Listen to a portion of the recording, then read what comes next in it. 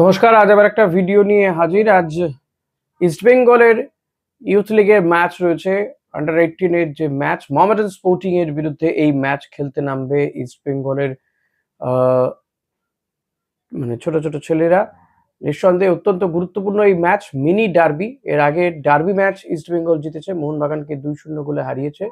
আর আজকে mini derby Mohammedan sporting এর মাঠেই হবে আজকের এই ম্যাচ। নিঃসন্দেহে ম্যাচটা গুরুত্বপূর্ণ ইউথ লিগের জন্য ইস্টবেঙ্গলের পার্সপেক্টিভে। তো দেখা যাক ম্যাচটা কি হয়। এবার ট্রান্সফার নিউজের কিছু খবর আপনাদের সামনে রাখবো। বেশ কয়েকটা টিম, বিশেষ করে কেরালা ব্লাস্টার্স এবং চেন্নাইয়ান এফসি, তারা বেশ কিছু মুভমেন্ট করছে এবং বেশ কিছু বিদেশিকে ইতিমধ্যে সাইন করিয়েছে। তবে এবারে কিন্তু ডার্ক হর্স হতে পারে ইন্টেকাশি। তারা এবারই প্রথম আইএসএল খেলবে। আই লিগ চ্যাম্পিয়ন হয়ে তারা আইএসএল খেলার যোগ্যতা অর্জন করেছে এবং একের পর এক বিদেশিকে তারা কিন্তু সাইন আপ করাচ্ছে এবং যথেষ্ট ভালো মানের বিদেশিকে তারা সাইন করিয়েছে। লিথুনিয়ার জাতীয় দলের 25 বছর বয়সী ফরওয়ার্ড তাকে চুক্তিবদ্ধ করিয়েছে বলে জানা যাচ্ছে আইএসএল এর জন্য। নওরিস পেটকেভিসিয়াস একে সাইন করিয়েছে ইন্টেকাশি। নিঃসন্দেহে বড় মাপের প্লেয়ার, বয়সটা খুবই কম, 25 বছর বয়সী। ইউরোপিয়ান কোনো কান্ট্রি থেকে একটা প্লেয়ার আসছে। লিথুনিয়ার কথা বলতে গেলে আমি একটা কথা বলতে পারি, একটা অভিজ্ঞতার কথা আপনাদের সঙ্গে শেয়ার করতে পারি, ছোট্ট করে বলছি।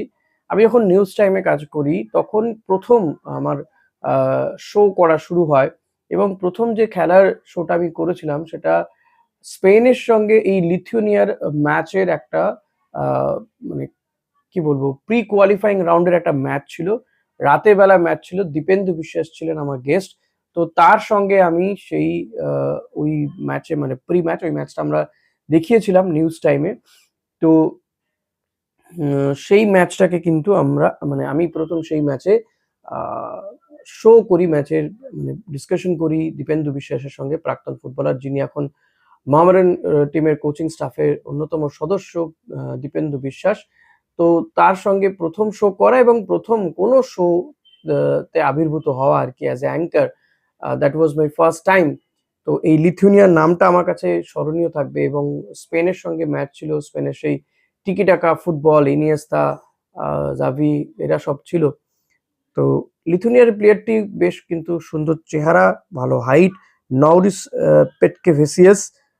তো আসন্ন আইএসএল এর জন্য চুক্তিবদ্ধ হচ্ছে।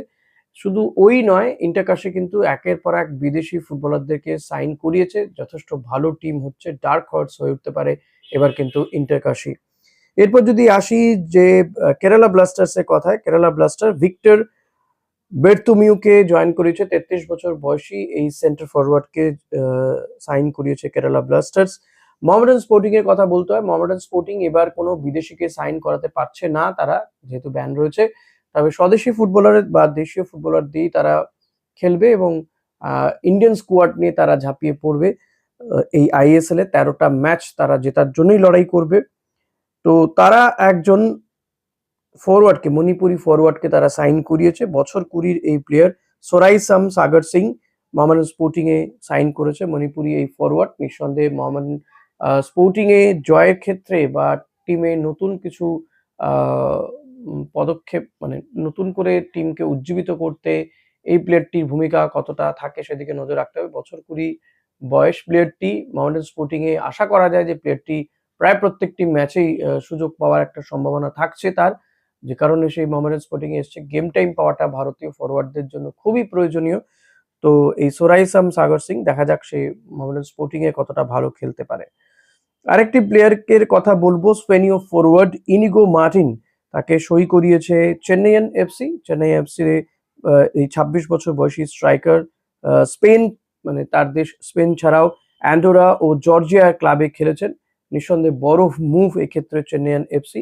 কেরালা ব্লাস্টার্সও একের পর এক ফুটবলারদের সাইন করিয়েছে, কিন্তু সব দিক থেকে দেখতে গেলে আমি বলবো, এই যেহেতু উইন্টার ট্রান্সফার উইন্ডো বন্ধ হতে চলেছে, তো এখনই সবাই তোড়জোড় শুরু করেছে শেষ মুহূর্তে এসে।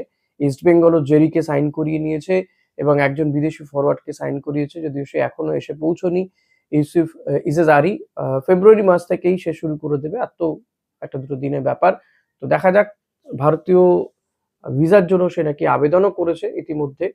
তো কতদিনের মধ্যে সে সেটা পেয়ে যায়, তারপরে ভারতে চলে আসবে, অতি দ্রুতই চলে আসবে এটা আশা করা যায়। হাতে খুব বেশি আর সময় নেই।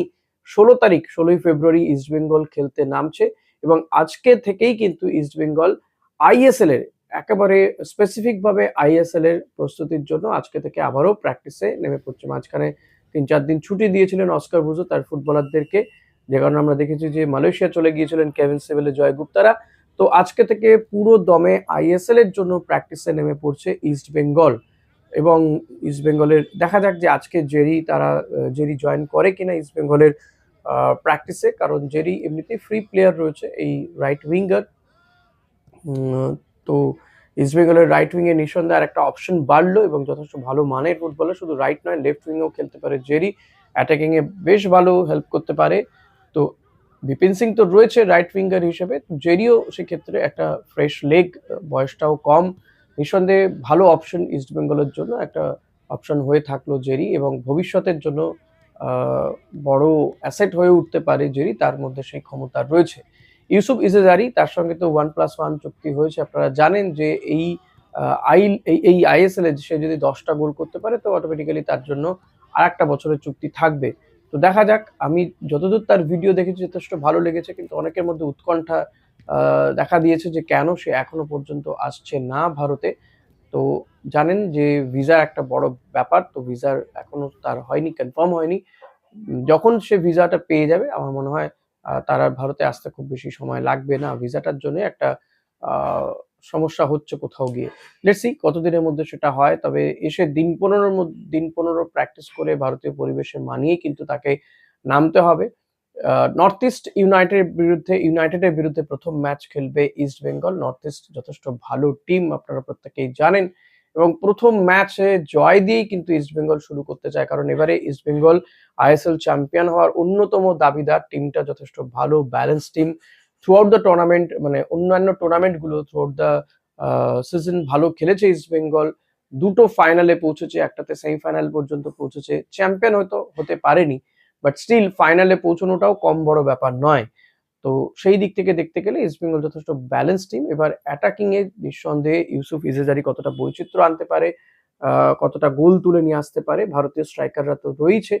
যদি দেখা যায় যে ইউসুফের ফিটনেস লেভেল সেই লেভেলের নয়, তাহলে ডেভিড জেসিনদের ওপরেই ভরসা করতে হবে অস্কার ব্রুজোকে, আমার মনে হয় সেটাও মন্দ হবে না। তাই আমি ইউসুফ কবে আসবে না আসবে তাকে নিয়ে খুব একটা ভাবিত নই। আই থিঙ্ক কি সে চলে আসবে এবং খেলার মধ্যে রয়েছে, ফিটনেস লেভেল আই হোপ কি তার ভালোই আছে। তো এই দিন 10-15 সে যদি টিমটার সঙ্গে মানিয়ে নিতে পারে অতি দ্রুত, দেখুন সবাই প্রফেশনাল ফুটবলার, মানিয়ে নেওয়াটা খুব বড় ব্যাপার নয়। তো সেটা কিন্তু যথেষ্ট ভালো হবে বলে আমার মনে হয়। আজকে থেকে ইস্ট বেঙ্গল আইএসএল এর প্র্যাকটিসে নেমে পড়ছে। ওদিকে মোহনবাগান তারাও কিন্তু যথেষ্ট ভালো প্র্যাকটিস করছে, একদিনে 2টো ম্যাচ খেলছে।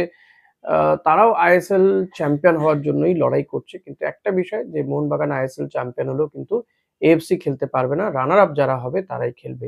আর এবারে আইএসএল আপনাদেরকে গতকালই একটা ভিডিওতে জানিয়েছি, এবার কিন্তু আর কোনো ফাইনাল, সেমিফাইনাল, ফাইনাল এই সমস্ত কোনো ব্যাপার নেই। লিগের টপারই কিন্তু চ্যাম্পিয়ন এবং লিগের সেকেন্ড পজিশনে যে থাকবে সেই হবে রানার আপ। তবে হ্যাঁ, একটা কিন্তু অবনমনের ভ্রুকুটি রয়েই যাচ্ছে। এখনো পর্যন্ত ব্রডকাস্টিং সংস্থা রেডি হয়নি, সে কারণে কিন্তু এআইএফএফ অফিসিয়াল যে ফিক্সচার সেটা অ্যানাউন্সমেন্ট করতে পারছে না। তবে গতকাল আমরা দেখেছি যে রিলায়েন্স গ্রুপ তারা কিন্তু আইএসএল এর সমস্ত কিছু এআইএফএফ এর হাতে তুলে দিয়েছে, অর্থাৎ আইএসএল এর যে ওয়েবসাইট থেকে শুরু করে সমস্ত কিছু কিন্তু এবার থেকে এআইএফএফ তারা হ্যান্ডেল করতে পারবে। আইএসএল এর লোগোটাও চেঞ্জ হয়ে গিয়েছে ইতিমধ্যেই, আপনারা দেখতে পেয়েছেন নিশ্চয়ই। তো আই হোপ কি যেটা হচ্ছে ভালোই হচ্ছে, ভারতীয় ফুটবলের জন্য ভালোই হচ্ছে। এবার দেখা যাক ব্রডকাস্টিং পার্টনার কাউকে পায় কিনা, না হলে কিন্তু দূরদর্শনেই খেলা দেখানো হবে। এটা মোটামুটি একটা রেডি বলা যেতে পারে। যে দূরদর্শন তো রয়েছে, বেসরকারি একটা সংস্থাকে খোঁজা হচ্ছে। লেটস সি কি হয়। তো আবার কিছু আপডেট পেলে আপনাদেরকে জানাবো আমি নিঃসন্দেহে। তো ভিডিওটা ভালো লাগলে লাইক, কমেন্ট, শেয়ার করতে ভুলবেন না। চ্যানেলে নতুন হলে সাবস্ক্রাইব করে নেবেন। Thank you.